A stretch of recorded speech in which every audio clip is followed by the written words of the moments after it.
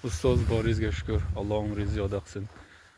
Oldinlari paxotkaga chiqish biz uchun bir xuddi bir ana bu 3-4 sinf bolani onasi uyg'otadi, tur bola maktabga kech bo'ldi dedi-ku, turmay issiq ko'rpadan chiqmay yotardi-ku. Yoki ovqatlanadigan paytida uyqusirab o'tirardik ertalab.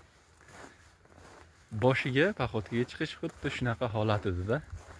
Hozir o'sha obraz, ya'ni hayot obraziga aylanib qoldi. Men uchun hozir ko'chaga chiqish, video olish yoki bir kitob o'qish, audio kitob eshitish, ertalablik suv ichish, ya'niki non yeyish, bu narsalarni men, ya'ni zararli odatlarni hayotimdan chiqarib qo'ydim. Oldin men buni xohlasam ham qila olmaganman-da. Lekin sizni ko'rsatmalaringiz bo'yicha men o'zimni majburladim bu narsaga. Zo'rladim. O'zimni zo'rlaganimdan keyin, majburlaganimdan keyingina bu narsaga erisha oldim. Albatta sizni ko'rsatmalaringiz va bosing gazli bosing deysiz ustoz. Bular, конечно, insonga zavq beradi, energiya beradi, ya'ni ishonchni ko'paytiradi.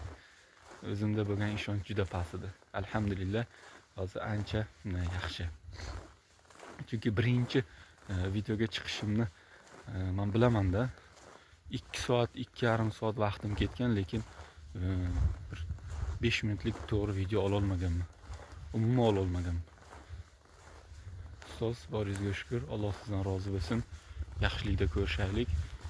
Assalomu alaykum va rahmatullohi va barakatuh.